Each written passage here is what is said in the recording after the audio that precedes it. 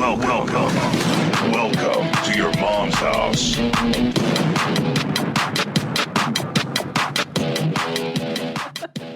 Welcome to the program. We're here. We're queer. We're not going anywhere. Get used to it. Yep. Learn how to say it. You've got a cool summer dad shirt on. Yeah. So I knew it was going to be 145 today, so I just said, fuck it. But this is a new corner that you've turned, because once you get into summer dad attire, you're officially a dad. Yeah. Let me tell you a little story about my fat Indian stepdad who's now dead. Okay.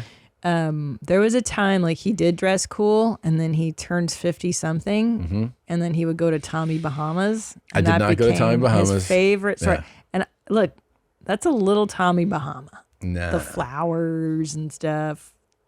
Where did you get this? I got it at a department store. It's made by a company called Vince. And I just thought, it's very hot in this climate, in this area we live in. So something that goes with the incredible heat and humidity here. Yeah. I feel your judgment. You were wearing a curious top for this weather. A mink sweater. Do you know why? 100 degrees out. Because it's freezing in here. That's what we do. I'm colder in the summer than I am in the winter, because you guys make it 60, because all the guys in here are like, I'm hot. Yeah. I'm hot. Fully retarded. Very hot out. It is very hot. Can I tell you something that's really cool that's been going on for the last week? What? Is I have a ding dong on my nose. Now I put makeup on it. Yeah, you look like Rudolph. It's one of those that is so awfully placed. Yeah. It's like the worst place to get I've had it before too, yeah. Why? Why does God give it to you right on the tip of your He's trying to nose? teach you a lesson. It's like the most humiliating. He's teaching you a lesson. He's making you think about your week. What'd you do this week? I know. You know what's interesting is that, though, now that I'm old, I don't care as much. I just cover it up and I go on with my life. But I remember getting a ding dong here when I was like 15 or 14. You want to not go to school. You're like, I'm not going to school. Yeah. Yeah. I think I skipped school one day because then you pick at it and you're like, just get rid, and it makes it worse. I did love squeezing them. Of course. In high school, and just you hit the mirror with it. I'm gonna throw up. Yeah, I would do that. You see pus and blood on the mirror. Thank you. Did you have bad acne? No, not bad. I was lucky. But, you get zits still. Oh, I know. Yeah. This is hormonal. Wait, because I had my period last week. You had your period too. I had my period too. Did you get any zits? Yeah, a little bit, yeah. Yeah. But not too bad. Not like that one. Yeah. That one's really bad. Yeah. Well, I'm done now. Did your boobs hurt? A little bit. Yeah. Is your period over? Yeah, done. Yeah. I know. Heavy flow or no? It was no, it was pretty light. What did you use? What do you use? Tampax? What do you use? Yeah, I like a plastic applicator. What kind do you like? Plastic applicator too, yeah. Really? What size are you using nowadays? Large. Large? Mm-hmm. Large? Yeah. Mm-hmm. They're not called large. They are. Super. It's super regular and slim. Well, super is how we, it's another word for large. And you use the plastic applicator? Mm-hmm. Yeah. Where do you put the applicator once you're done with it? Where? When I'm done with it, mm-hmm. I flush it. Mm-hmm. Yeah. I look for something that says "Don't flush" here, and I put it in there. Yeah. Yeah, it's not nice to flush the plastic applicator down the toilet. I know. It always says "Don't put any other foreign objects here," and then I put it in there. But I do it in public. I don't do it at home. And what underwear do you wear when you're on your period? I don't wear thongs. Right. Yeah. Do you switch up what you wear, or you just wear your normal? No, I have a wider pair. A what? Wider pair of underwear. Whiter? Wide. Oh, wider. Yeah. Why wider? I just feel more comfortable because I kind of feel gross when I'm having my period. I don't feel like wearing something sexy. Right. Yeah. Yeah. Samesies. Oh, really? Yeah. I just shut it down those days. Oh, I shut it down so hard. Mm-hmm. I don't even feel like living. I just want to stay in bed. Me too. And I get so sweaty. Do you get sweaty? Yeah, I get diarrhea too. Really? Yeah, sometimes. That's cool. Yeah. Yep. It's weird. You and I totally are cycling now. It's pretty crazy. Yeah. Well, men can have periods. Oh, of course men can have periods too. So, yeah, it's interesting. Speaking of diarrhea, I farted the other day. It's one of the rare times that I farted. And right away you go, did you have sushi? And I go, yeah. yeah, I did have sushi. And you go, yep, I can smell my baby's Yeah. My baby ate. Yeah. You know, it's funny when you have a child, a little infant, you can start telling what they ate based on their gas. Yeah. You farted and I smelled sushi. It's crazy. It was like it was wild. It was so salmon. special. Yeah. Salmon. Mm-hmm. Yeah. Wow. I wonder, I'm going to start trying to identify. Usually when your farts are sour, that's like eggs. Mm. You know what you did, which was really smart? You were flying. You were about to get on a flight. Yeah. And then you had a sushi burrito. That was a poor choice. What happened was it was Heather's birthday, and she got to pick whatever she wanted for lunch, and she chose this place, and they gave us a tuna poke kind of wrap. It was like a big sushi roll basically. And I got the spicy, and I got extra spicy sauce on it. I remember as I was like 2 bites into it, you go, "Aren't you going to fly in a couple hours?" And I said, "Yeah." You go, "Is that the smart thing to be eating before that flight?" Yeah. And I was like, "Why don't you mind your own business?" Yeah. And then, stupid bitch. I got to tell you something. Yeah. It was one of the rare times you were right. It was a very poor decision.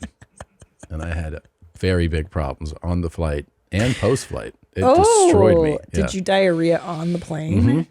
Wow. Yeah. And it was hot. It was spicy. Oh, that's the worst. Feel it coming out with heat. And But I'll tell you what I didn't do. What? I didn't make a business call while I was doing it. You're out of your mind. So can I tell you what I started doing? Started doing? Well, I just started doing this. Jesus Christ. I just started. Can I tell you why? Just coming into your own? I really am. Now that I'm 48, I really have entered a level of freedom. Mm-hmm. I'm so free, Tom. You are free. I really am, because I am on death's door.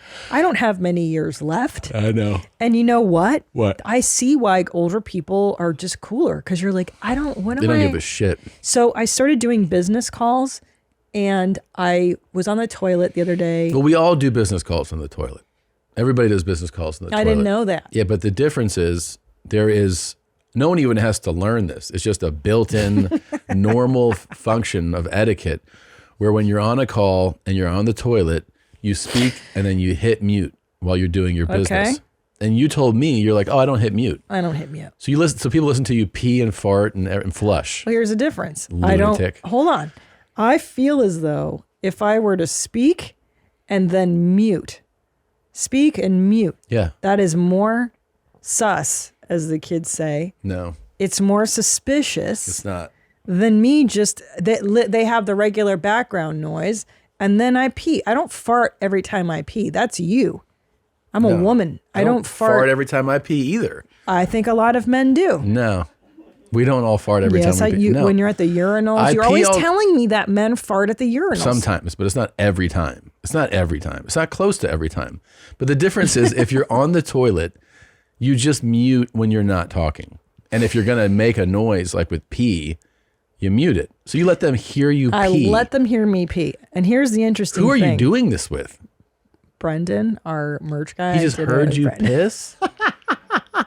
But he didn't say anything. Well, yeah, because he's super polite.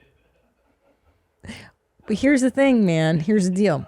Is also because I am a woman, I also think that people would be like, there's no way this girl is sitting on the toilet because she's a girl. Only she other, right? They're like, there's no way a woman would sit on the toilet and do only something. thing that could be happening is that while you're peeing, the guy is jacking off because you're peeing. Because some guys really like to hear a girl pee. So that could be happening. God, that's so disgusting. Well, welcome to the real world. So why is everything sexualized? Well, your peeing is. Everything. Yeah. Even, my browning? No, yeah, that's true. Some guys are going to definitely, please don't make so much noise so I can hear you shit more clearly. But I don't think they hear me browning because it's very quiet when I brown. I don't make big drops like you. When you do it, it's catastrophic. It's not. It sounds like a disaster every time. Let's start the show. You're crazy. Nobody knows. Ask Brendan. Hold on. The answers are, look, the world is a great place. It's just inhabited by and it's the internet's fault. That's just the way it is. Amen. I love him. Don't bring anyone mother into this. No, Gallagher. Your mom in the fucking stand! Welcome to your mom's house with Tom Segura and Christina Pajitsin. Welcome to your mom's house.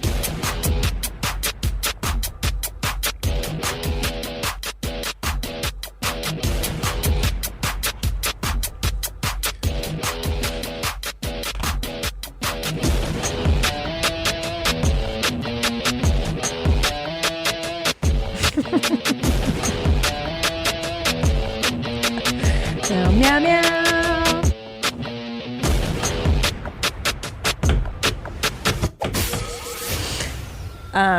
Can I tell you, I've always loved the Gallagher brothers, but lately I'm on a Noel Gallagher kick. Yeah. Because I love everything this guy says. He's a fucking... He's like, the world is a great place inhabited by... And it's the internet's fault. All right, hold on. Isn't that the truth? Let's do this real quick. That is a true thing. How do we... Okay, we're calling. Should we tell the audience what we're doing?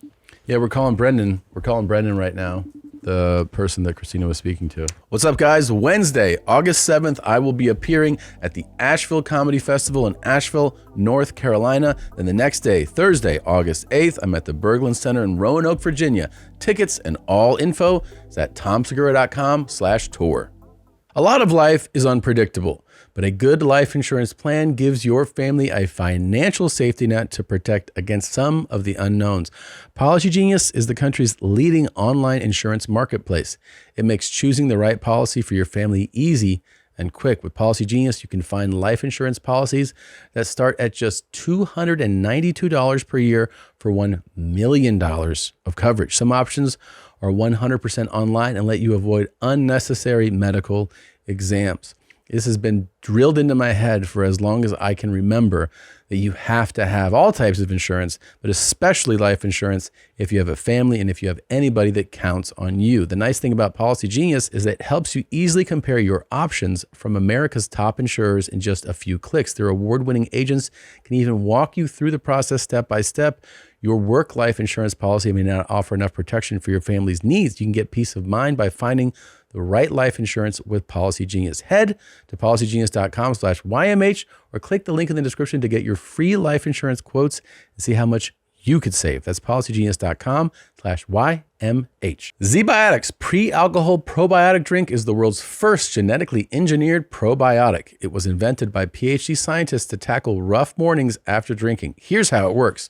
When you drink, alcohol gets converted into a toxic byproduct in the gut. It's this byproduct, not dehydration, that's to blame for your rough next day. Z-Biotics produces an enzyme to break this byproduct down. I use Z-Biotics and it worked. Just remember to make Z-Biotics your first drink of the night. Drink responsibly and you'll feel your best tomorrow. That's all you got to do, man. You got to get that Z-Biotics in your system before you start pounding the booze. And then you're going to have a much better feeling the next day. Vacations, weddings, birthdays, and reunions. Oh my, so much going on. Get the most out of your spring plans by stocking up on pre-alcohol now. Go to zbiotics.com/YMH to get 15% off your first order when you use YMH at checkout. Z-Biotics is backed with a 100% money-back guarantee. So if you're unsatisfied for any reason, they'll refund your money, no questions asked. Remember to head to zbiotics.com/YMH and use the code YMH at checkout for 15% off. Thank you, Z-Biotics, for sponsoring this episode and our good times. So I peed and pooped. Okay. Hello. Hey, Brendan. Hey. Hey, this is Tom, and you're on your mom's house right now, just so you know. Oh, awesome. So we just had a revelation, and we had to call you to follow up on this. Christina spoke to you recently. Did you have any idea what she was doing while you were speaking to her? I did not. No, because she just shared... She's the only person I know like this, that she was using the bathroom, but she doesn't mute when she does business calls in the bathroom.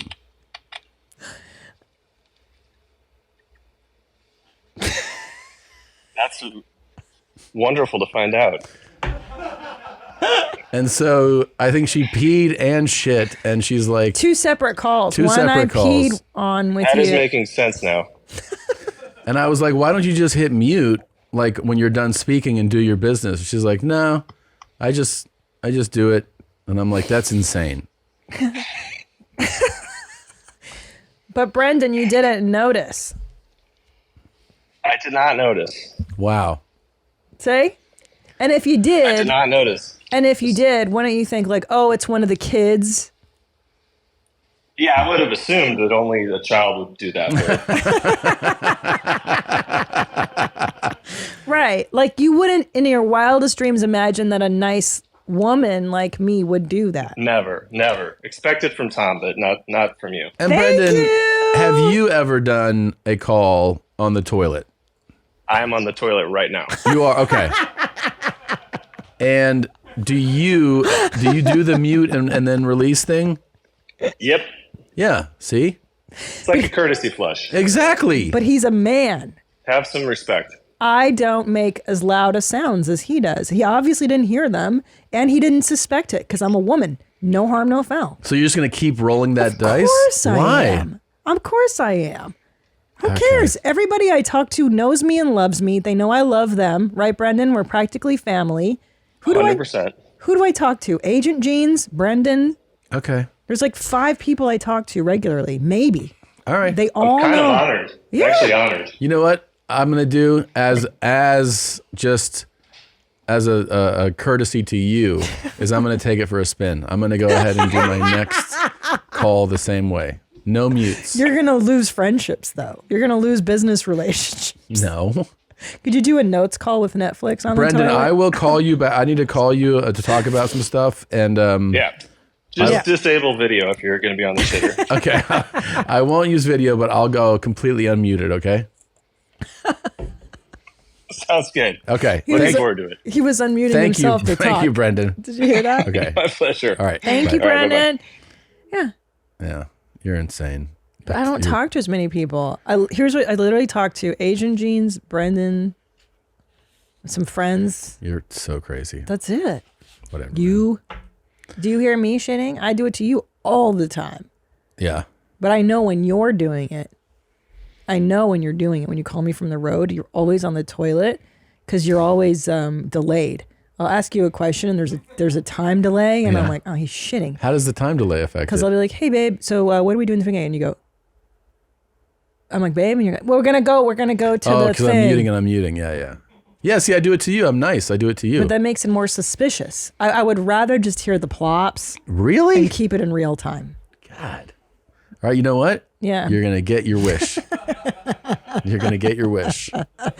Listen, this is to all the women. Go ahead and be free. Make your calls on the toilet because the guys aren't even assuming you're doing something that crazy. That's the true. best part. You listen, as a woman, you have carte blanche to be as crazy as you want to be. No one suspects that we do anything interesting or anything. Well, this is for you just awful. because you're just inspired a whole bunch of people. Yeah.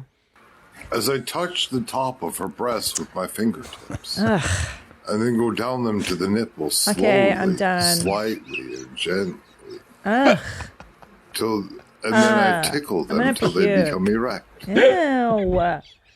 Tom, listen, since we're sexual right now, why are you so happy about that, you shithead? I hope you wear adult braces for the rest of your life. I hope they don't work and you have to get the metal ones. Don't laugh. I hate that you like this, that I hate this. I hate this. Why are you so happy, you shit? Stupid. I hate that you like this so much. As I touch her nipples with my Stop. I'm gonna fingertips, puke. Ew. and then go into a Okay, I'm gonna circular throw out. motion I'd rather Hold on. watch with my vomiting. fingertips slowly, Stop. slightly, and gently. Ew. Ugh, this guy's so. And he has to show me his finger. That's the worst part of it. He's so disgusting. He's never been with a woman voluntarily. This is disgusting. Okay, I thought you might like it. Wait, are you going to show me another one? No, that's it. Well, then hold on. Since we're on the topic of horny, cool things, another email came in. Okay. Hi, mommies. Please keep this anonymous, but you're welcome to read on the show. I heard you put a call out for booger eaters, and I wanted to reach out. I'm a 29-year-old married father of 2, and I've been munching on those nuggets since I was a wee tot. Tommy is right that it started as a childhood thing, and I was just never able to kick the habit. I tried many, many times, but it's just stuck with me. I've been able to be more discreet about it. Now, it typically happens when I'm not even thinking about it. It's subconscious. I just like scratching my head or adjusting my chair. I'm a high school teacher, so occasionally I'll be plucking a real gooey goober while I'm working at my desk. Wow. And my students are working, and one of them will catch it from the corner of their eye, and we'll share the quiet look of horror together. It's a real bonding experience. I'd love to kick the habit, but I'm not sure where to start. Coming up in May. That's just... You like the horny vids? I like the booger stuff. Okay. Well, I wish we could have people send in videos of them eating their boogers. You sure about that? Real scraggly ones. And put attention, Tom. As a fat person, I often dread medical appointments because of blatant medical fat phobia. Yeah. The last OB appointment I went to, the provider blamed everything on my weight and told me that I needed to go on a medication that made me feel really terrible. This OB appointment that I just went to, I've been dreading, and the provider was amazing. She asked me what my pronouns are. Oh, good. She asked me about my name. She made me feel super comfortable, asked me about my trauma history so that she knew how to touch me in ways that were not harmful. She just was like, great. And I was crying before getting my blood drawn because I just never have good experiences with medical providers. And so, I don't know, I just wanted to share. Babe, could you imagine the fat phobia? In the medical community? Yeah, you go to the doctor and they're like, you're too fat. God, that's so mean. It's so crazy. Medical providers have this crazy fat phobia thing going. I know. Here's the thing. Your blood work's terrible, and I'm going to really fucking blow your mind here. It's because you're fat. Yeah. I know. It's so hateful of me to say. These people are insane. Could you imagine? Look, all your issues, I'm sure, are related to the fact 5,000. Yeah, you need to lose weight. By the way, I think I would be so annoyed if I went to my OB and she's like, what are your pronouns? And what's your trauma history like? I'd be like, bitch, put that in there and let's get out. Let's get out of here. Could you imagine? I get annoyed even now when they want to make chit chat with me. I'm like, just go with it. Yeah. I went to a dentist and she was very loving and sweet. Yeah. And she was like, is this okay? I'm like, just go. Go. I'm from the 80s. I don't care. Yeah. Shove it in there. Shove it in. Let's go. I took a Lube it up Xanax. and let's go. Yeah. I don't want you to talk to me. Yeah. Fuck right What's off. your name? She asked me about my name. What the fuck? What do the other ones do? They don't ask your name? I think she asked me my trauma. Could you imagine asking your trauma history? Yeah. Boy, that appointment would take me 5 hours to tell her my childhood stories. Is this... Fuck you. That's in a car. In a car. The guy's puking in the car. Isn't that crazy? Yeah. You did that because of a booger email. Yeah, you shouldn't have done that. Why did you do that? I don't like it. I don't like those booger emails. Booger videos that are now going to be submitted. Oh, you're going to have a whole new problem on your hand. Go ahead, make them into TikToks, maybe send them in. Make them into TikToks. Just of you pulling a scrounger and then eating it. Hey, Tom. Hold on. I don't want to get off the topic of pronouns because I know you and I are very conscientious about this stuff. Yeah. Zolo, I sent you a picture. I don't know if you know this. I'm so excited now. Whenever you add a new contact to your iPhone, you can also add their pronouns. Oh, that's cool. Isn't that great? Yeah. Rob Eiler was so considerate. He added I have a new phone number, and then he made sure to check with me if I had new pronouns before he added my info. And I just thought that was really special. It comes in most emails, a lot of emails from companies. Like if you're dealing with somebody at professional level at a big company, it'd be in their signature. I love that. I love to know what their gender is. But you know what we should start doing is also what turns you on. What gives you an erection? Oh, have that in there. I want to know more. Yeah. You know what I mean? It's a what good turns point. you on?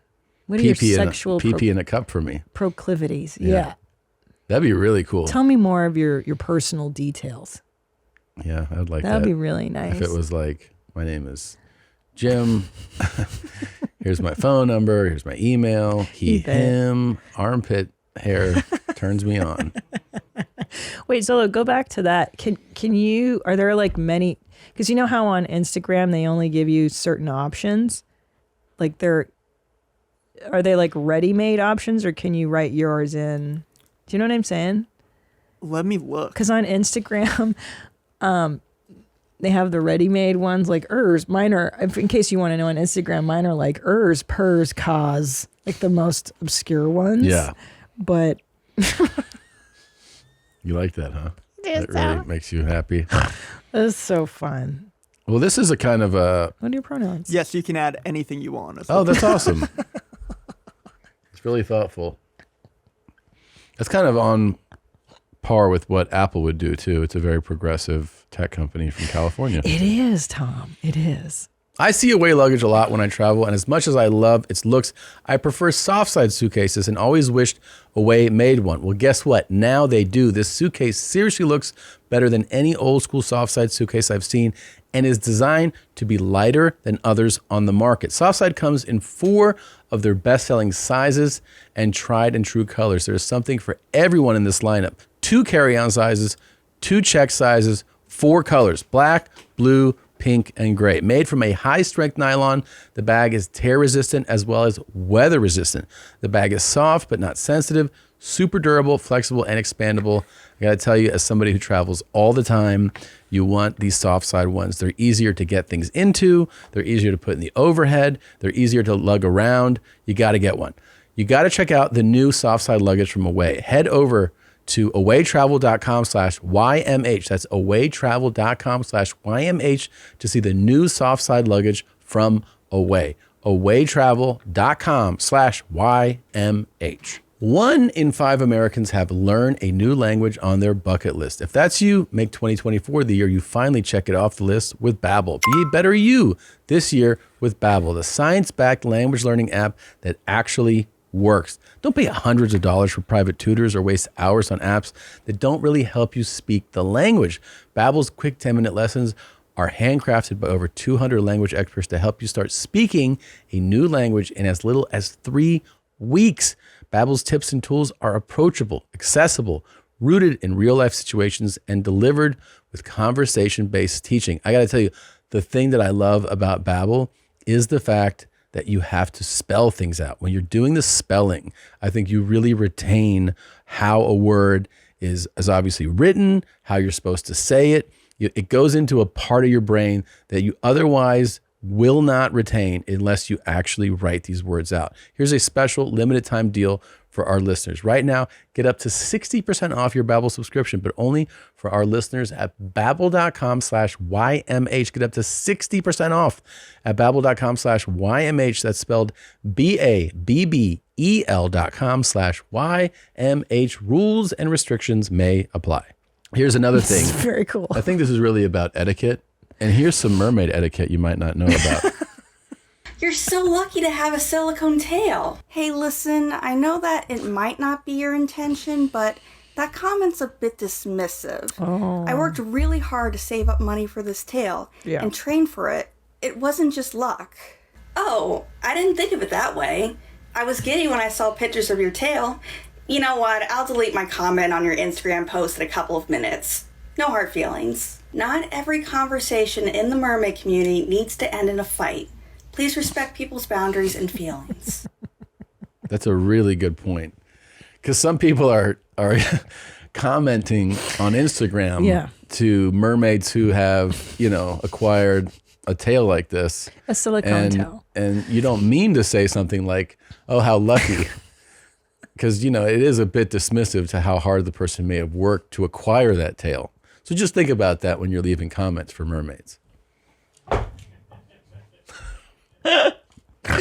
Gosh, there's so much to consider There's nowadays. so much to consider we now. We don't think about this stuff. Yeah. But can I tell you, I'm so happy that we finally are having these discussions. Yeah. These marginalized communities, the mermaid community. Mm-hmm. They've been left out of the dialogue, Yeah. Isn't being a mermaid considered a pronoun? Could I make don't that know. one of my cool pronouns? You could make it a pronoun, but I don't think it's a pronoun to be like mermaid. Mermaid, merman. Yeah. Yeah. Yeah. I'm really curious now to know what the etiquette in the mermaid community is, because she's implying that there's a lot of rude comments within the mermaid community. Yeah. You know where there are also some rude comments? There was this Piggy party, a fat girl party, and they highlighted some of the big comments. Here, look at these. They all got together to just eat everything. A poor black man's dream. Nobody in this room will be alive in 10 years. Jesus Christ. Jesus Christ. Some big broads in that room. Shit. Some guy's holding up the ceiling. Yeah. Oh, so funny. Yeah. Not a lot left on that plate right there on the front, huh? No. But Tom, this is the type of fat phobia that woman was talking about earlier. Imagine if they all went to the doctor would be like, I gotta tell you something. It's not looking good for anybody. And they'd be like, oh, let me guess. It's because I weigh 400 pounds. Well, also, it's because the BMI scale is patriarchal and hateful. Yeah. Everybody knows that. It didn't consider other ethnicities. It didn't consider... body types.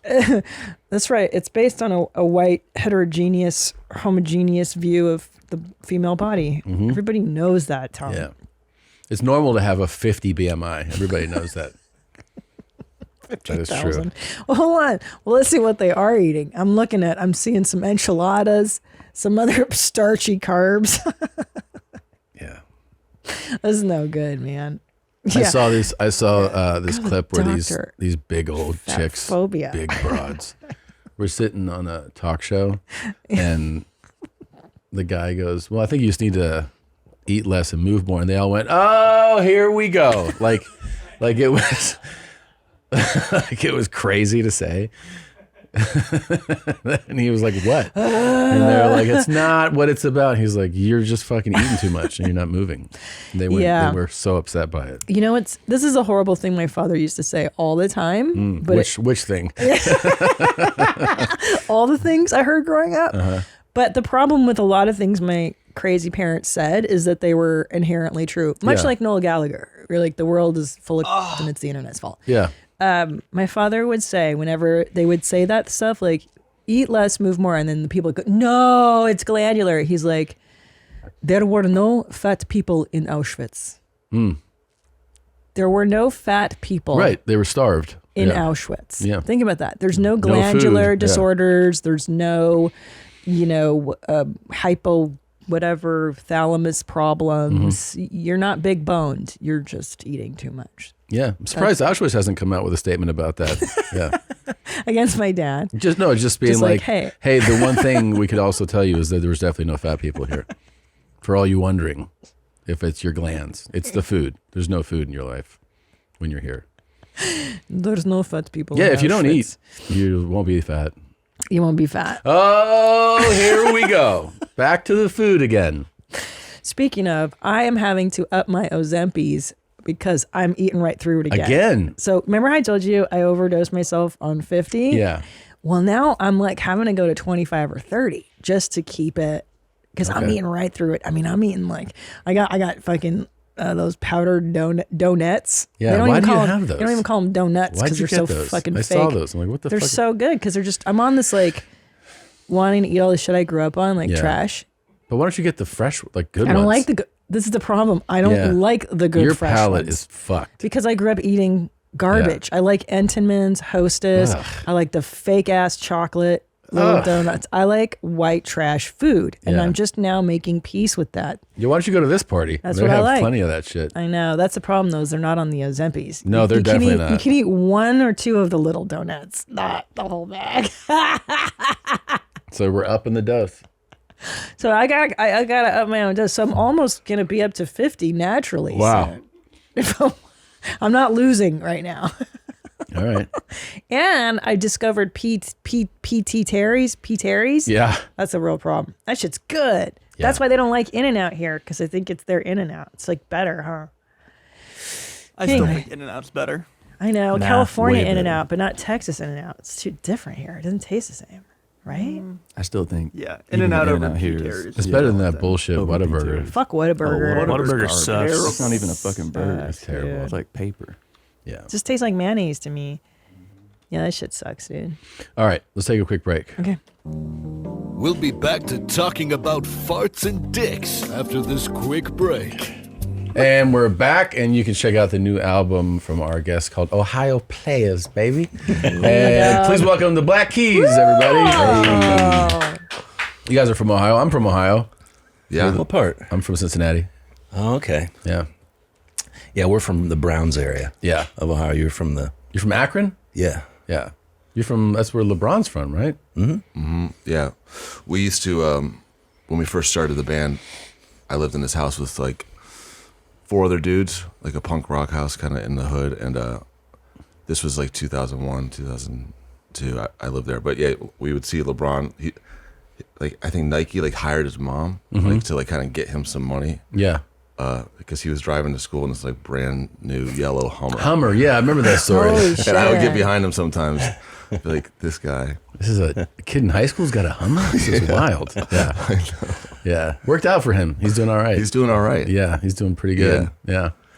I like meeting Ohio people. I think it's always exciting to meet somebody that branched out and did something. I know. We're very proud of our own. Yeah. Ohio for sure. Yeah. The Deal sisters are from there. The Deal Kim and sisters. Kelly Deal. Do you know them? Yeah. I mean, I've spent more time with Kim. Yeah. Tell me about her. I met her one time in Silver Lake. Yeah. And I don't this is fangirl right. out Right. ever. I was carrying a Pixies bag that I had made for me. That's how much of a fan. And Tom's like, you gotta talk to her. I'm like, I'm a fucking asshole. And she was the nicest and totally normal. And she's like, yeah, just give me your email. I'll email you. We're doing a show. And I was like, Yeah, she was freaking out. she's so great. If you're freaking out, she's like, should I don't say freak out something? for Yeah, you anything. should fucking say something. You've never been We like took this. a picture. We had this. We rented part of an old rubber factory where we kind of had it as a studio for Yeah. a while in 2004. The General Tire Factory. Yeah. Nice. And Kim and Kelly drove from Dayton to Akron. They wanted to make some demos there, so I'd spent an afternoon with them once. And they were just so cool. But yeah, they were like heavily addicted to Starbucks at the time. Yeah, I think we went there like 2 times. They kept getting these giant frappuccinos. Yeah. But yeah, they were just the coolest. Yeah, they're sisters. They're almost identical twins. You two are not related, We're not. but you may as well be because you've been together for so long. We've been doing this for. No, we've I mean, known as a each gay other. couple. You guys are a gay We are. duo. a No, couple. We've known each other since 1989. Damn. Yeah. how'd you guys meet? Gay dating site. Number 10. You're like, It is at a NAMBLA conference. perfect. That's cool. Our dads took us to NAMBLA. We met because my dad bought a house around the corner from where Dan lived. Nuh-uh. Just a total old-fashioned neighborhood. Like there's one way to get one street got in this giant neighborhood. And were you both already jamming? Like, hey, I play instruments, so do you kind of This is thing? when we were like 9. So We're having like acorn fights. We were like, that's cool. yeah, it's like like the movie like Stand By Me. It was like when I saw that, it was just like that's essentially felt like how our neighborhood. Yeah. We had the train tracks and under the bridge. And Hell yeah. all the Dead good bodies shit. and stuff. Oh yeah. Yeah. Memorial Parkway where that guy died. Nice. There was like a little, I guess they called it the workhouse, is where they put people who like got too many DUIs on the other side of this valley that we could see. And there's always like, you hear about like the butcher escaped from the workhouse, being in the woods, just worried about it, making shit up, I guess. And then when did you start? Did you guys start playing in high school? We both started playing music on our own independently, and then our younger brothers were in the same grade. And Yeah, we were in separate grades. We were 1 year apart. So it was like, when you get into school, it's like when you're in different grades, you might as well be in different universes. Yeah, for sure. Sometimes. So we didn't really know each other too well. I just knew him from the neighborhood.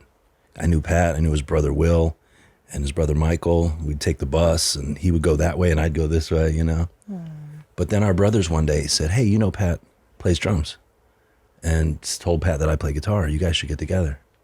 So it was like we never knew. Yeah, he came down to my house, but I was hanging out with his brother all the time. But yeah, I never hung out with Dan. Okay. He came down with his guitar and just was like, started ripping like these, really cool guitar parts. He's like, yeah, I'm into this like blues from northern Mississippi, like this. I was like, and I just happened to be like into one of the same guys through a whole different channel, like, and it was weird because he was the only other person I knew that was into that kind of thing. And we were a block away from each other. Yeah. Isn't it kind of crazy too that means you've seen each other evolve as musicians? Like you basically met each other when you were pretty new. And you've seen each other like kind of. Well, I mean, I showed Dan how to record like on a 4-track tape recorder. Wow. He had never seen one. So yeah, we've seen it. We've from the very beginning. We've learned how to do it all together. Yeah. Yeah. We had no idea what we were doing. And we did. Which was all the part of the fun of it. You know what I mean? Yeah. Just being just idiots in the studio. We'd like not knowing tape shit. a microphone to our chin and try to play. Yeah. Yeah, because the way that the whole band kind of came about really was we were jamming occasionally. We would get together, like 1997, 98, or whatever, when we were just kind of finishing high school. And then we both found ourselves going to the University of Akron, like both like third-year freshmen. I just kept taking ceramics classes, and like it was. We were both like probably make some more ashtrays. We were like at all, our lowest. The point. only thing I remember about the University of Akron was the guy who sold euros, like right in the middle. Yeah.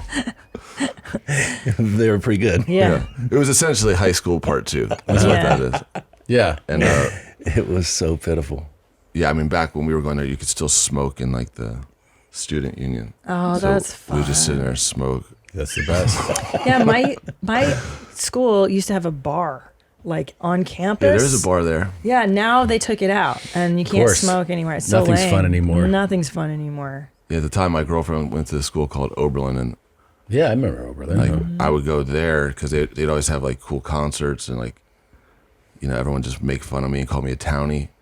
But like I could go there and pretend to be a student. I could get beers for 25 cents on Monday. It was kind of amazing. Dude, how would you pretend to be a student at Oberlin? I mean, I just looked like a student. When I did a semester abroad in Spain, in Madrid, you smoke in the classroom. You could smoke in the classroom. So the professor would smoke and kids would be smoking. Fucking crazy.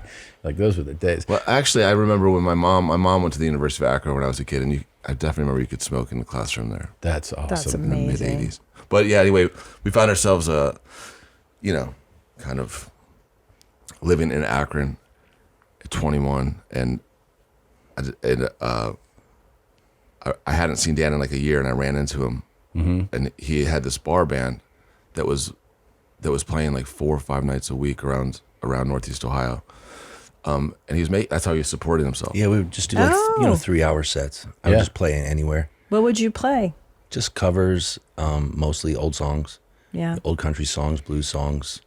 Sometimes I would play solo. If they just wanted a duo, I'd bring, whatever they needed. It's still so crazy to hear that worked out for someone. You know what I mean? Like when you hear like someone's playing covers at a bar and that like you evolve into a super successful musician. To his credit, he called me and was like, well, we ran into each other and he told me what he was up to, and I was like, oh yeah, I just got this this new kind of recorder. I just had like got a credit card and kind of went into debt because I was so miserable. I was like, maybe I can record bands. I bought this thing for $1,000, and I told him about it. He's like, well, you should record my band. And I was like, yeah, well, you guys should come over to my house, the one in the hood by LeBron's school. And I set up at the time, and this is like right before September 11th. This is like September 8th or something. And anyway, we sat on my front porch waiting for the other 2 guys that were playing with him. And they were only interested in playing with him if there was money involved. So they didn't come. They didn't show up. They didn't show up. And like They didn't understand. So was this this is what led to the 2 of you? So we just recorded that Really? day. So Dan's like, you should just play the drums. And the recordings that we made that day, we got a record deal from. No. We sent him. Wild. That's crazy. Dan's like, we should form a band. After I mixed them down and gave them to him like September 13th. Like, these sound fucking cool. You know, we should send these to some labels or something. I don't know. Isn't that what you do? Yeah, I mean, you don't, that's the thing is you don't even know, right? So we didn't know. We were two idiots in Akron. We picked a couple of labels that had some of the blues stuff that I really liked, but maybe also some rock and roll things. And the label that we sent to, had like Dr. Ross, the Harmonica Boss Records, and Stooges Records. Oh, and we were cool. like, they seem really cool. And this is like you put something in like a FedEx package, like yeah, CDR media mailer with a handwritten letter, basically saying, "We're ready to work. Yeah, help us out." We sent them to Dan sent them out to like maybe 15 labels, and we heard back from like maybe 3. Wow. One of them is in Austin, Chicken Ranch, and I'm still buddies with the guy that runs it. Really? Like, yeah. So he was like, "Well, I'll put your record out." And then this label, Estrus, like a punk label out of Bellingham, Washington, said like, if you come to Bellingham and play a show, we'll talk to you. And like that, that's out of the question because it's like 3,000-mile drive. And then this label in Burbank said, if you send me 12 songs, I'll put it out. And then they sent a contract that was like that long, that just the most bulletproof thing that we've ever signed. We're still trying to get around it. Yeah, still. Impenetrable. Sure. Yeah, that's how it started. And then, we made this record in my basement and then sent it off to the label. And then the guy sent us back 50 LPs and 200 CDs. And we're like, okay, what do we do now? Yeah. And he's like, the guy, Patrick, who ran the label Alive, was like, you need to go on tour. And we're like, okay, what does that mean? He's like, well, I know this guy, and he's going to book you a tour. You're just going to have to get in a van and go. So we got this email like a couple weeks later. It was like, here are your dates. I still have this print. Like, I want to get that framed. Yeah, it's kind of insane. But it's basically like, here's 3 weeks of shows. And, it was just the name, the address, the phone number, and then the deal points, which was like 2 beers, $50, $50 guarantee. Yes. 10% off the food. If you order. Exactly. Like, a sandwich but no fries. Yeah. Oh, yeah. We did clubs like that where they were yeah. like, I did a club one time where he was like, yeah, you get 20% off, like if you order an entree. Exactly. And But I was not like, the what steak fuck? or the lobster or anything good. Yeah, it Don't was eat anything essentially good that here. shit. And so then, this was summer 2002. My brother tags along, my younger brother Michael, and we get in my minivan and we just go. Neither one of us had a credit card. Oh my God. We were just really freeballing out there. Starting a life of road beef. That's what Road it said. beef. Yeah. What's up? Yeah, dog. Started banging chicks in vans. That's what's up, dude. Road beef. Yeah. I always felt bad for comics because not for comics, for musicians, because like Tom and I, we've been doing the road too for like 15, 20 years, as comics, and like you go do those awful morning radio things at like 5 a.m. and I would always see like the bands just unloading like on their like they'd stumble out of a van hungover filthy and just like dazed because they're like, we were just in another city last night, and they're like, can we shower here? And you're like, wow, that's even worse than a comedian, because at least in the beginning of a comedy career you're posted up in one city for like 4 or 5 nights doing 6 shows, so we get to stay in a shitty hotel and you're not eating great, you're not living great, but at least you're in one place. Oh yeah. Bands, it seems so much more brutal because you're in a different city every night and you're not sleeping, you're not eating, you're not showering. It's savage. For the first decade. It's savage the first few years. First decade, we couldn't afford to stay in the city we were playing if it was like a cool city. God. If we were like playing New York City, like maybe in New York we would go and get a room at the Howard Johnson's on Houston.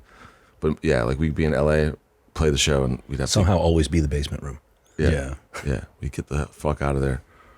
We had this whole, I would just take like the Yellow Jackets and just the trucker pills and just drive until I couldn't anymore. I would always just fall asleep to the sound of Art Bell and the highway. Yeah. He would just have Art Bell on and just gagged out driving. trucker's feet. Dude, if I had done like 6 more months of that, dude, I would have just been completely insane. Yeah. I bet. Yeah. Do you feel like it's kind of like, I know it's all you know now, and there's a few other people that have done this, but like, isn't it kind of a flex to feel like it's the two of you when like bands are always, 4, 5, 6 and more? Like the fact that you can do what you do with two, it's like, I think it's super impressive. Well, when we first started the band, like that day when we made the demo, our neighborhood friend was hanging out with me. He was going to help. This guy Gabe. So initially the band was 3 of us. And Gabe played the Moog synthesizer. He was playing like the bass on that, and that's what our demo kind of had. And then, like, within a few months, he stopped coming to practice, and I was like, and he didn't have a car. He was living with his parents. I was like, dude, like, he was living with his parents, but his parents were a block away from him. Oh, come on now. I was like, dude, like, you got to come to practice. Come on. He's like, dude, like, I have a astronomy test. And I was like, dude, you've got an F in astronomy. Yeah. Like, you're gonna be an astronomer, dude? No, come on. And then eventually, like, Dan and I, like, if we keep him in the band, like, it's gonna be horrible. Yeah. And we're like, okay. So we got rid of him, and then which was very easy to do. Very easy. Well, yeah, you got another astronomy test. You gotta go.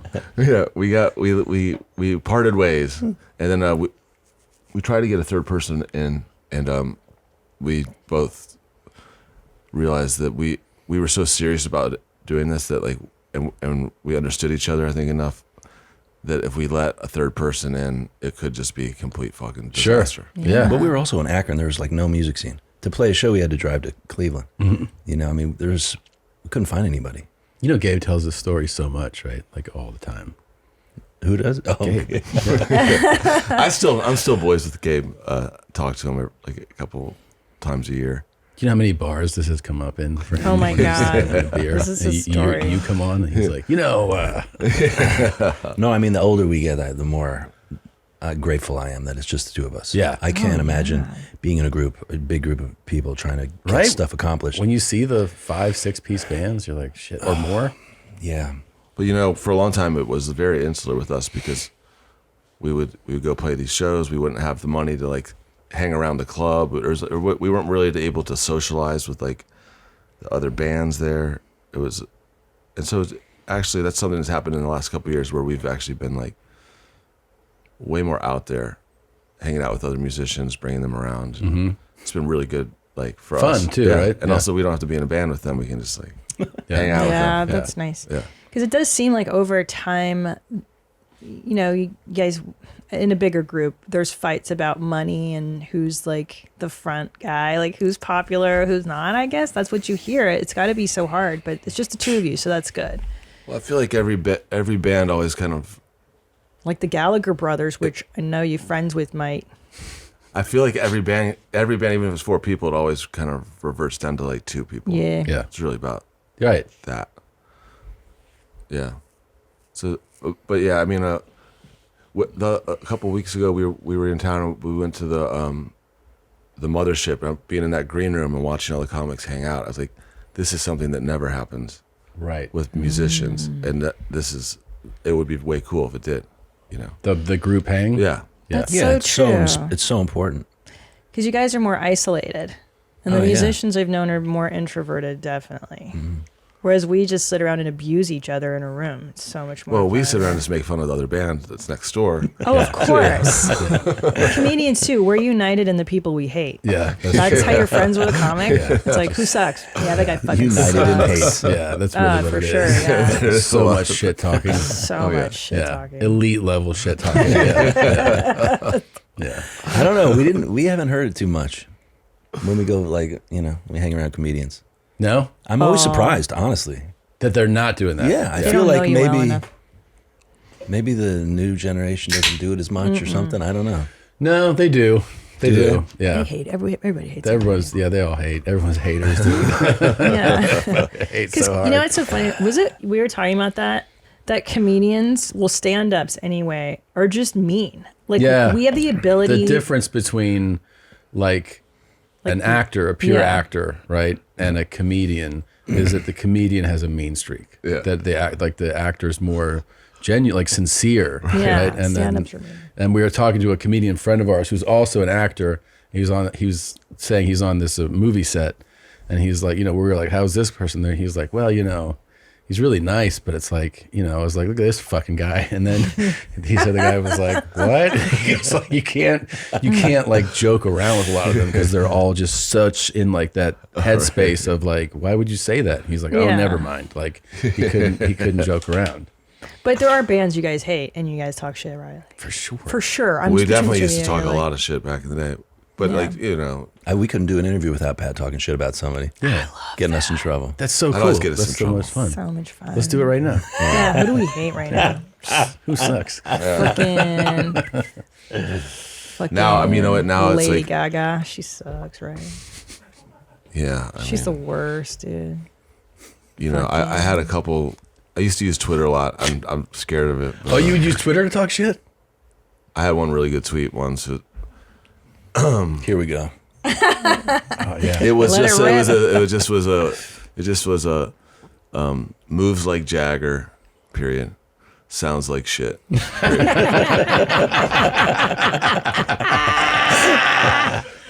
That's the kind of stuff I was into. But now I don't do that anymore. But that right there, like that's anyone who's an expert in a field, you can critique things through a different lens. It's like sometimes comedy will be celebrated or popular, and then comedians shit all over it because they see kind of the holes in it. They see the tricks, the dance moves we call them of like making that work. But like there's like a very catchy, let's say, pop song that like musically you're like, this is garbage. Yeah. But a lot of people don't Like grasp that, right? They're just like, oh, this is great. Like this is really. I mean, a lot of the stuff that we like is probably very hard to listen to for most Really? person. Me Really? too. Yeah. I like awful things nobody likes. Yeah. Do you guys like? Well, I don't think they're awful, but do you guys like Bauhaus? I'm sure you're your major influence is Bauhaus. I like certain bands from that scene, but like I like Jesus and Mary Chain a lot. Love Jesus and Mary Chain. But I don't listen to Bauhaus much. My favorite is that. Bad. I actually don't know one man that listens to Bauhaus. I know a lot of women that listen to Bauhaus. Yeah. Our agent is he's very musically inclined, is really good on piano, and he has a really good ear for music. He also has he's one of these like music history guys, like you're having dinner and a song comes on and he tells you all about the recording session, and like he knows all these music stories, and we're at a dinner and we're just going through, it's like, oh, this thing about, Diana Ross, and then Michael Jackson comes on, he's telling us Motown stories. And then all of a sudden, he's like, I got to tell you, man, your wife, I don't know what that shit is that she listens to, man. He knows all that music. He's like, her music, man, I don't know what the fuck that shit is. That's okay. They only invented a whole genre. This is a whole yeah. gothic genre. Shout out to Bauhaus. Okay. Whatever. I also drum too. It's no big deal. Oh, yeah. And Not so hot now, cool. are you? She's a fucking drummer, if too, right? Bauhaus needs a drummer, Kevin Haskins, you're getting old. I'm here. Okay. I drum terribly, but How long you been drumming? it's like a couple months now. Couple 3 months. months. Wow. 3 months. I got a kit in my playroom. No No big shit. deal. Well, can I ask you this? Would you mind? I think I didn't know how to play drums when we made our first record. Really? Really, I didn't. I honestly didn't even realize what the drums were supposed to do until I was about 28. Really? Oh yeah. Well, it's a good Really? point. I swear to God, I didn't realize you were supposed to like keep time. I thought just Right. like play along with the Just guitar. fucking beat the shit out of him? Yeah, like it's supposed to be steady. It's supposed to be steady. Steady, Right. Because the music I'm listening to is not necessarily That's like great. rap steady, Yeah. maybe, but like a lot of the Yeah. stuff I listened to didn't feel steady. Right. But I guess it was. So did you have like an epiphany moment where you're like, holy shit, you're supposed to keep time on these? Yeah. I mean, when I'm on stage, I always have to have him in my eyesight, in my peripheral, to follow him because he moves. The time moves. Hey, Can But I? that's just part of the sound, though. Can I get your take on? Would you mind throwing on those cans for a second so I can? Uh-oh. Well, it's just like you're musicians, so it's like let's take advantage of this. So here's just a newer guy. Maybe give him a shot. We were high Fire. school sweethearts, say you couldn't stay cause you had to move away, so we tried long distance. This is actually the kind of stuff I like to listen to because not for musical enjoyment, but yeah. It's insane. This is one of your weird bands you like? No, but this is like true outsider. Yeah. Is this Bauhaus? How dare you? The How interesting dare choice you. is that he, songwriting wise, is just actually laying out the whole story. Like he said, you said to me that you found another guy. It's like R. Kelly. We were high school So we were high school sweethearts. sweethearts, say you couldn't stay cause you had to move away, so we tried long distance. Right. But one day You texted me. to say that you wanna break up. I asked why, and you said to me that you found another. I mean, it's just a story. Honestly, you know how like they say like humans and chimpanzees are like 97%. Yeah. This is like 97% Noah Kahan or whatever that like big huge hit song is. Like Stick Season. This is like almost there. Almost there. wow. Yeah. But that's a huge hit, and that guy's selling out arenas. Would you tell this guy if you had to would you just be like, keep doing what you're doing? I mean, I'd say just that river behind him, jump in. I'd say drop yourself. I remember back when it seemed like the other day, you and I in the car laughing, windows down with the music blasting, wearing sunglasses, watching as time passes. Hey, that rhymed. Yeah, that doesn't. It's okay, right? I mean, just different style. Well, just different talents. Relaxed fit. Yeah. I want to see the stand-up version of this. I want to see people just bombing. You got it. Come to Mothership on a Sunday night. It's called open mic. Yeah. Oh yeah. There's regular shows you can watch too. I know. There's a lot of it. You want to see a bomb though? Oh yeah. Yeah. I want to see.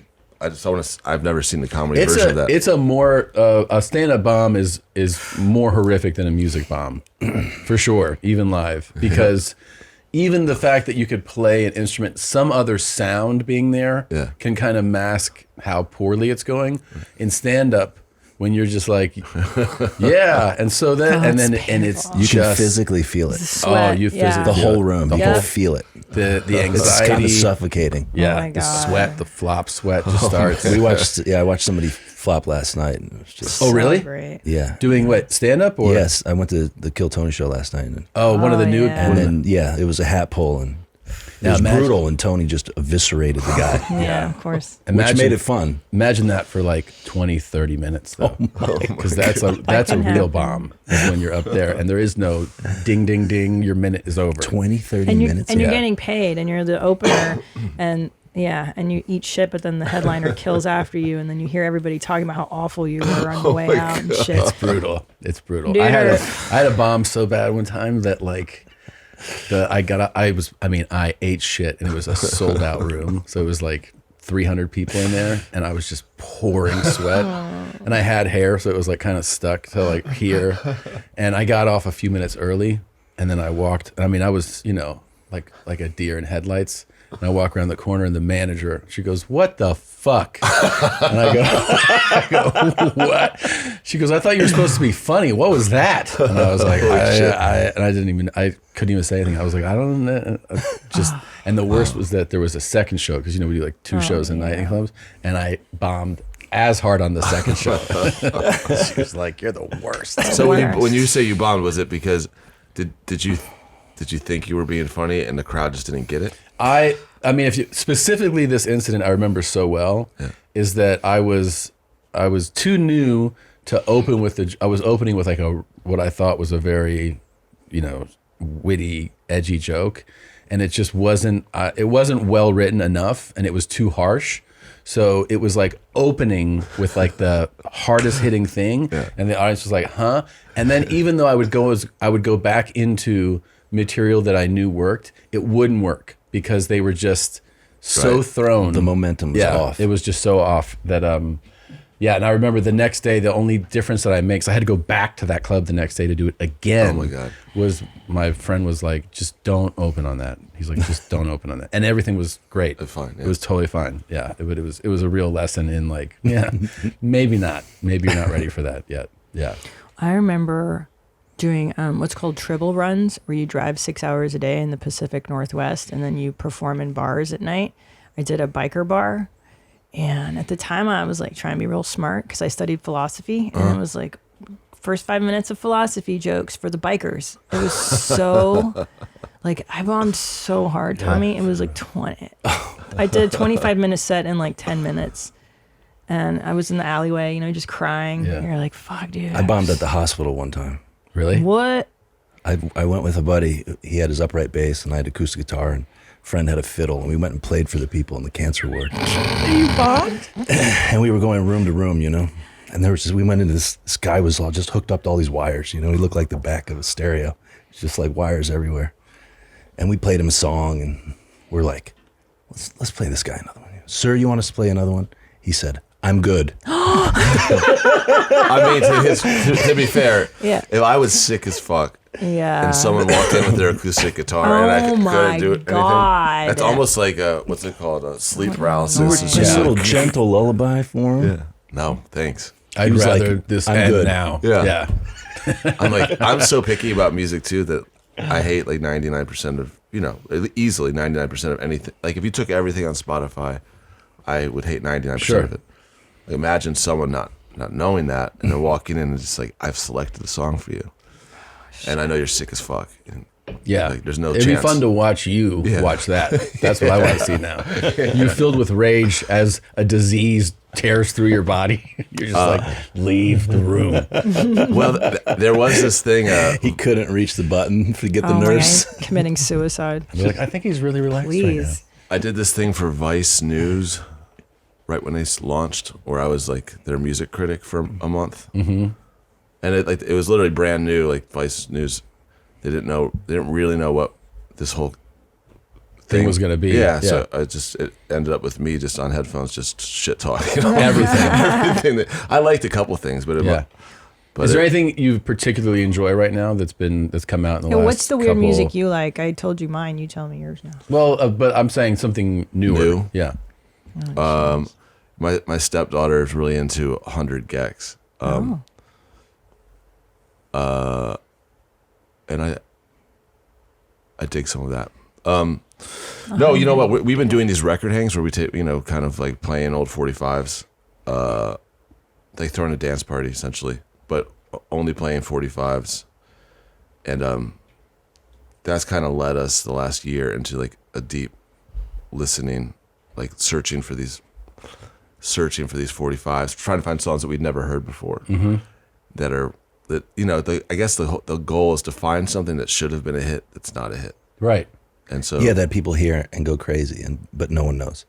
Ungoogleable. Yeah. You know what I mean? There's so many songs out there. It's crazy. So many songs. Every time you look, you find something. I think Brian Simpson was the one at the mothership that brought out the I'm Alive song. Oh my God. That we started playing so much, but I had never heard before. I'd never heard that song. We hadn't heard it till last year. And our buddy Kelly Finnegan was like, "You heard this Johnny Thunder song?" Yeah. How have we not heard that? How have we not heard that? Yeah. It's the greatest song. It's such a great song. Yeah. Yeah. Yeah. So that's kind of shit that we play at these record hangs. It's been really fun. And that's cool. And it's cool because we'll invite like a friend to come do it with us and then just, take photos of like half the records and go buy them. That's cool. Friendly competition. Friendly competition. But it is like you're sharing like the secret. Like, do you know this one? Do you know this one? Yeah. That's a fun thing to do. Yeah. Yeah. Are you guys friends with the Insane Clown Posse?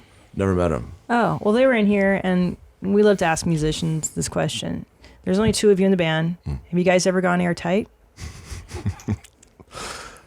I don't know what airtight means, but I'm imagining. I mean, you guys are close. So how close have you been?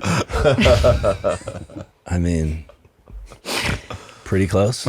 Oh, okay. Nice. I mean, nice. But on a chick, you guys have gone airtight ever? There's no air seeping out of her. You know what I mean? Wow. I thought that was called a tower of power. Oh yeah. Well, actually, to be airtight, Gabe would have to join the band. Because there's 3 inputs. But yeah, Eiffel Tower her, I guess. Is that a yes? Because you guys are kind of weird about it. Oh shit! It is. Come on. Oh my god! It's a Navy. Yeah, it wasn't a no. It wasn't a no. They've been in the band forever. They're rock stars. What do you fucking want? Of course they have. They're like, which city? What are you talking about? That's so awesome. Yeah, which time? Yeah, of course they've done that. That's so exciting. Well, transitioning out of the airtight story, okay. All right. do you? All right, I'll show you these clips. Will you just tell me your honest reaction to whether you think this is horrible or hilarious?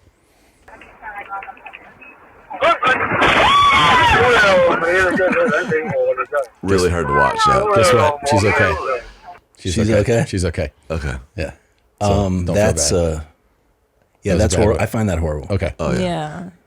Agreed. Okay. Yeah. Oh, he's trying to. Oh, shit! Oh, my God. Oh. Hell no. Hey. Hey. Hell no. Got his leg ran over. Hey, You enjoyed that. Yeah, that was okay. Yeah, that That was a good time. That was a good one. Yeah. Okay. He's drunk. God saves the drunks, right? Oh no. Oh, horrible. That scream was really going to be great. It's too bad they cut it off. It was just starting to develop there. Yeah.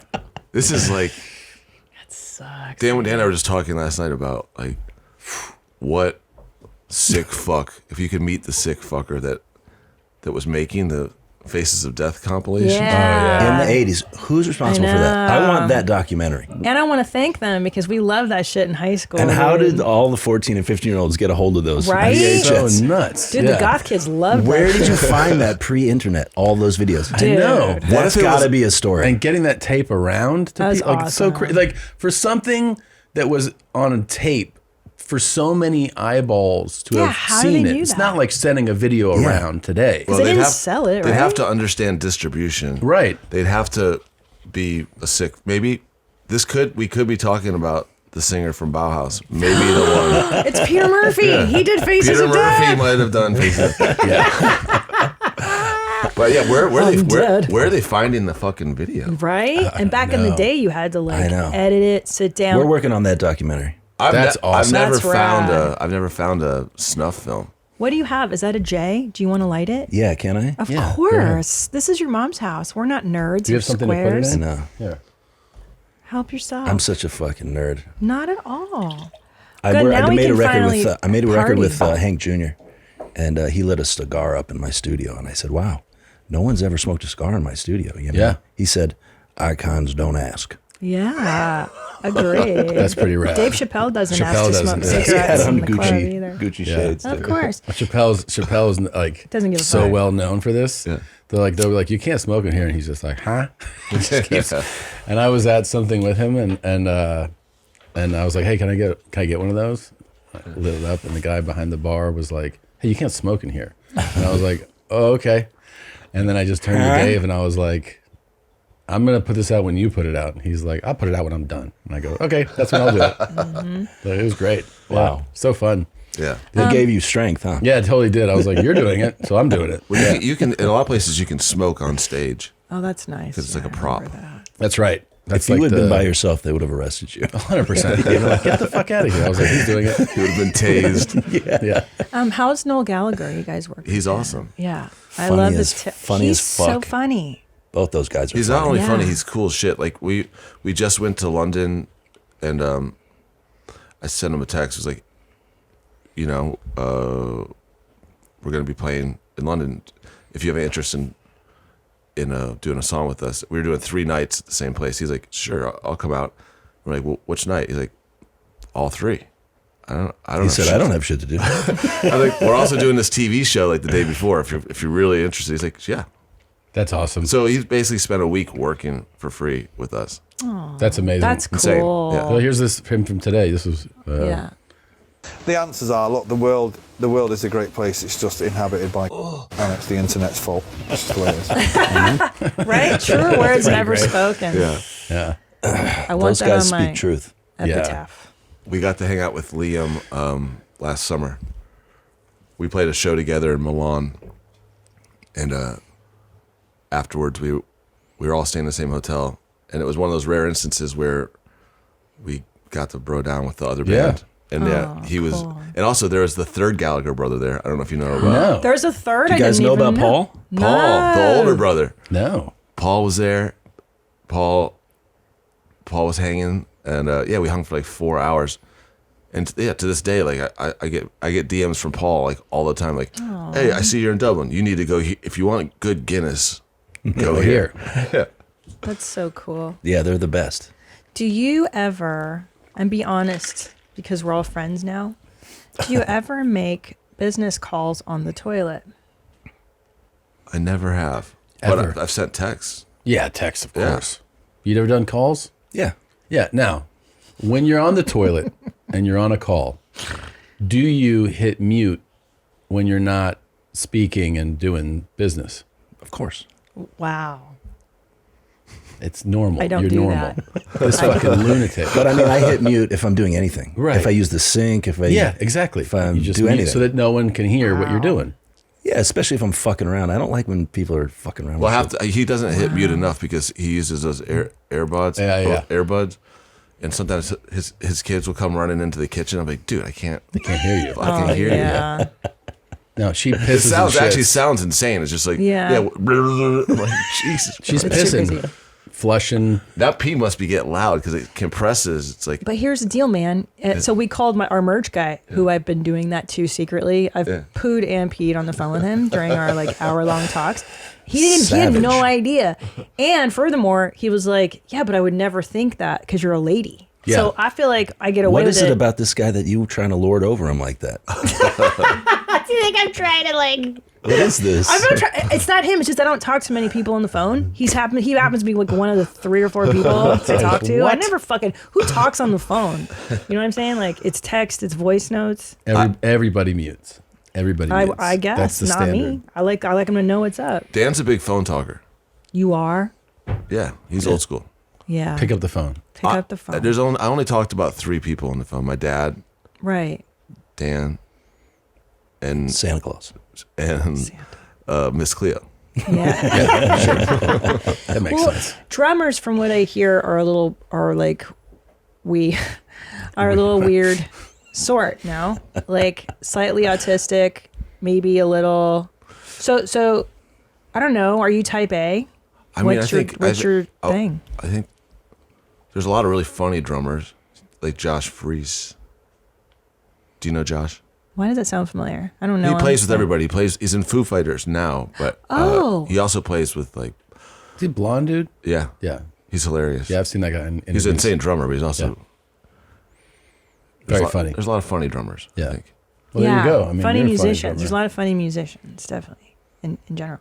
I mean, Noel and Liam are both kind of. They can make you pee your pants. I think. Yeah, they're so I funny. wonder if You they can hang out- drum. What's I that? wonder if they can play the drums. Oh, for sure. They hang out. When you hang out, do you hang out together with them? No. No. No, they won't hang out together. You don't know this about the Well, Gallagher I brothers? do. That's what I was making the.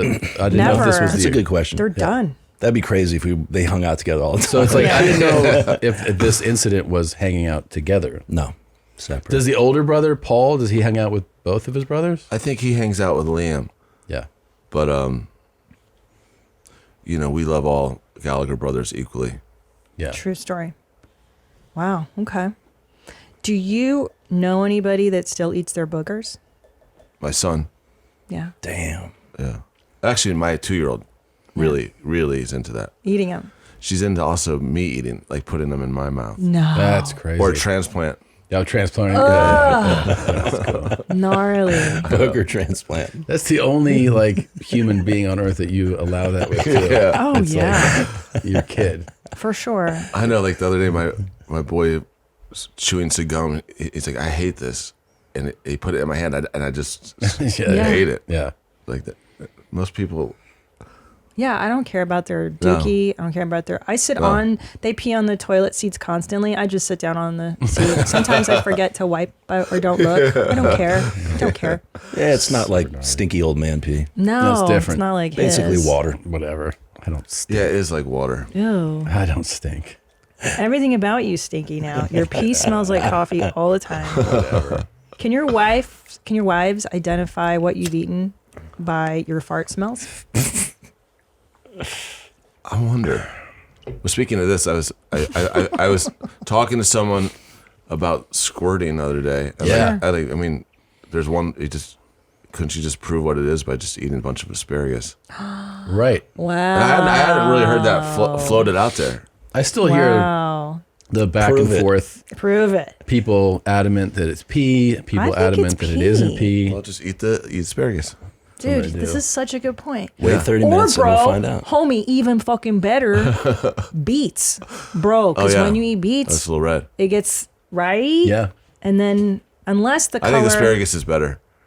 Because it smells undeniable. It could be, there's sometimes, It could affect Let's other try it. You're a big time secretions. squirter. Why don't you do it tonight? Can't squirt a day of my life. You know what I'm saying? Yes, you have. Can't squirt for shit. Check this out. This guy is trying to get out of going to the war in Ukraine. Oh, shit, dude. No, dude. No, Yeah. dude. No, bro. He's like, I don't want to go. No, I can't. That's disgusting. I didn't watch it. I can't watch that. But guess what? No battle for him. He's done. It's over. Okay. I can't watch that shit, man. Okay. Oh, my God. That was cool, Tom. Wow. That was That's really what, cool. I think, was it Greg Allman did that? Shot himself in the foot? Did he To really? get out- To get out of Vietnam? I would. Or shot his brother in the foot or something like that. Really? Yeah. No shit. Yeah. That's crazy, bro. That is really crazy. I honestly, like, that would be the person that you'd want to send over there. Crazy motherfucker who shoots himself You're in the right. foot. Yeah. True He story. shot himself in the foot. It says right here. Like, this guy would do anything. I would. Dude, I wouldn't want to go to fucking No. Vietnam. Fuck no. I'd be out, dude. I'd go live in like Puerto Rico or Mexico or I'm out, homie. No, my dad went down there and signed up. Send me You over there. volunteered Oh, for yeah. Vietnam. Yeah. Wow. What year was that? 68, something like that. It's like after the Tet Offensive. It was like, it was horrible. And he went over. Oh, yeah. Yeah. Fucking loves the Marine Corps. Right. Well, loved. Yeah. Yeah. But, like, yeah. He's thrilled. Nothing Yeah. better than Vietnam. Solid citizen. Really? Yeah. I mean, he loved getting out of there, but he fucking loved the Marine Corps. Yeah. Dude, we had so many friends whose dads had a real hard time over there. Like, I remember spending the night, and I can name names, but one buddy's house, and the dad was just always asleep on the couch all day. And I was like, man, the dad's always really tired. He had a canoe hanging up in the garage just filled with Budweiser Well, that was a cans. different person to his dad. There are a lot of Oh, these that was the dads. other one. Oh, yeah. There are a lot of the dads. Traumatized. Just, Yeah. yeah. Yeah, one of the absolutely. dads came over to my house. I had a male babysitter one time, and he and my friend was over there and wouldn't leave, and so the babysitter was like, "Get out of here!" Hit him on the back of the head, get out of the house. The guy's dad came over, took my babysitter, and pinned him up against the wall. Yeah. Dang. Inside my house. Disemboweled him on the bayonet. First of all, Yeah, I got crazier stories out of my dad. When I was a kid, I would always ask, "What was war like?" And he just wouldn't. Yeah. I was in charge, so it wasn't really like that. And then There's incredible first-person stories on YouTube that you were watching pretty heavy for. a while. about how crazy the war is. Oh yeah. Just crazy ass stories. Yeah. Yeah. Once I got older, he started telling me more real stories, and I was like, "Holy shit!" Yeah, very crazy stuff. Ugh. Yeah, probably throwing grenades into bunkers and like No me gusta. pulling people out of it, and you're like, "What the fuck?" Yeah. but a lot of good comedians came out of having dads go to Vietnam. You know what I'm saying? yeah. A lot of creative people were I think that's there's true. a good side. traumatized children, Yeah. emotionally unavailable He was kind of parents. checked out. little Was he? bit. Yeah.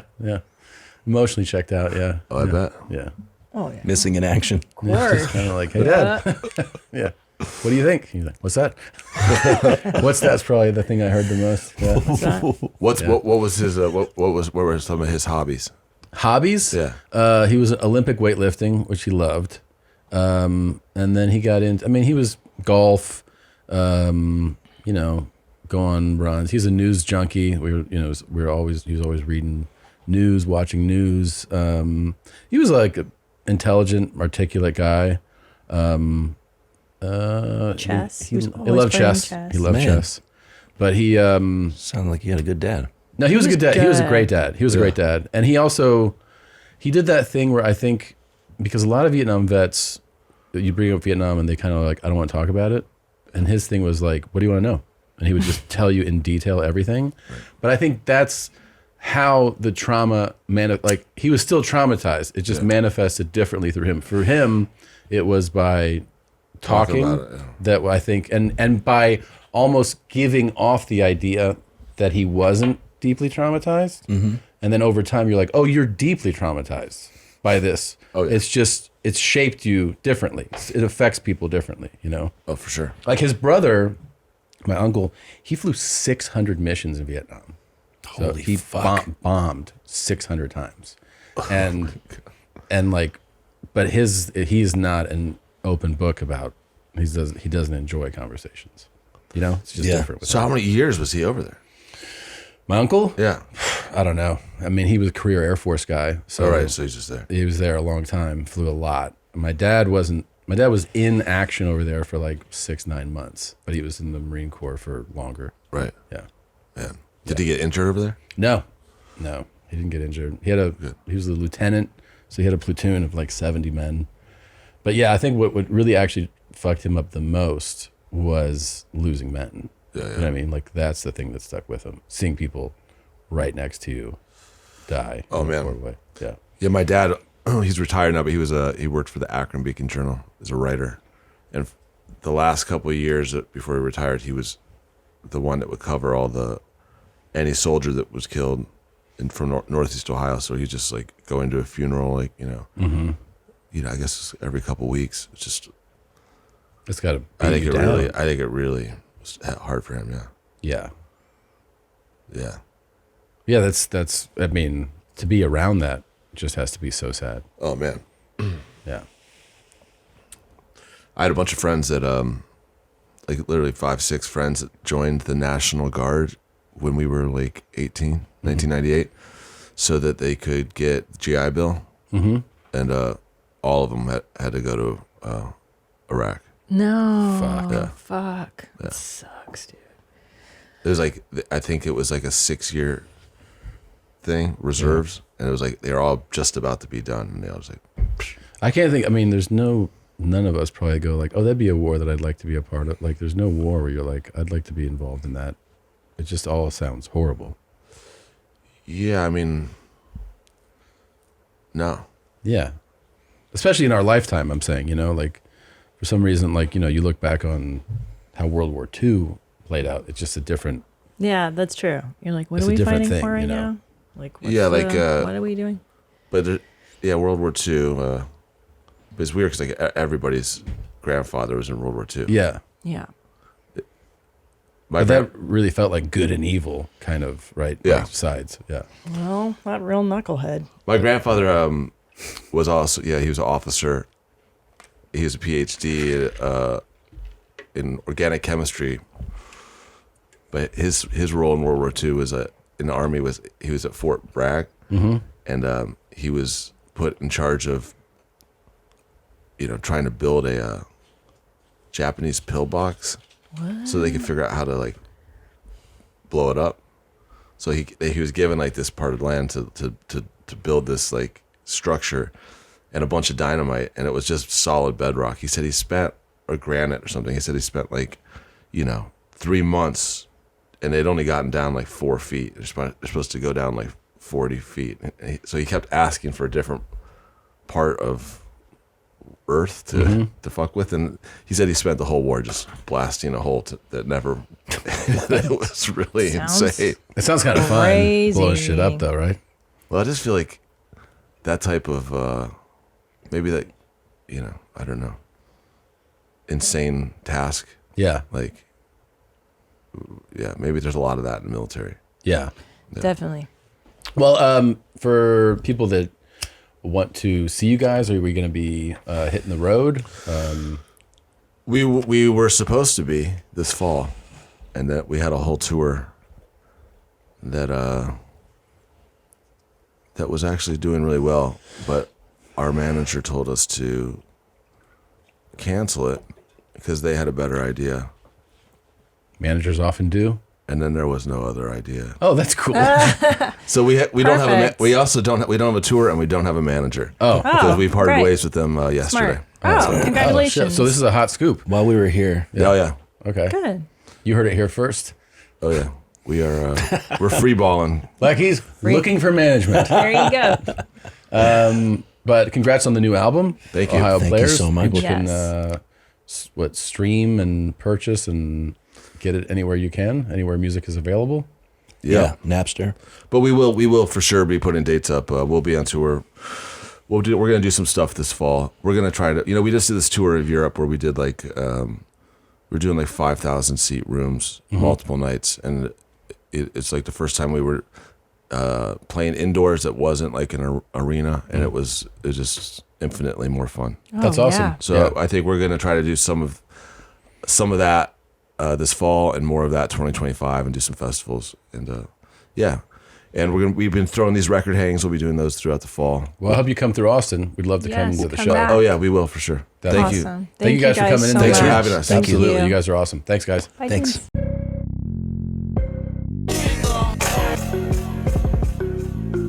Hey, bro, I'm on record for a moment. What is this place, anyways? What is this place? You don't need to film. Oh, I'm doing a documentary. Listen I don't care. I don't want to. This is America, you dumb son of a bitch, okay? You dumb son of a bitch. I'm a private person, and I I'm don't a want to fucking film American, goddamn you film. stupid fuck. I can ask you anything I want. You fucking retard. I can tell you no anytime I want. Fucking baby raper on your face, okay, You want a baby cocksucker? raper? You're the one who looks like a baby raper. Baby raper, Would you Tomo. escape from jail? What's up there, Tomo? Listen here. You fucking retard. How do you get a job here, there, fuckface? But not by talking like that. Well, you know what? You're fired, bud. Okay? What's up there, Tomo? You're talking to me? I'm a fucking American, you. You're not touching my camera through the fence, you faggot. I'm gonna talk to the sheriff's department about you, buddy, okay? Go get him. Go get him. Touching my camera through the fence, you faggot. You know what? You're fired, okay? You didn't follow protocol. How do you get a job here? You know what protocol is? Yeah, I take cops' badges all the time doing it. You know who you're talking to? A retired double agent there, you fucking retard. You fucking retard. You fucking retard. Okay? You just lost your life, okay, as far as your job goes. Threatening my life? No, I took your job. Threatening my fucking life? Job, bitch. That's not what you said, asshole. Well, we're changing it to job because you take it out of context there. What's your name, anyways? Job, bitch. Job, bitch. See these wires? Oh, you just got your job there, buddy. It's baby raper on your face clothes, okay? Ta-ta there, retard. You didn't follow proto, buddy. You're done. Touching my camera through the fence, you faggot. Ta-ta there, retard. You fucking retard. How do you get a job here, there, fuckface? Ta-ta there, retard.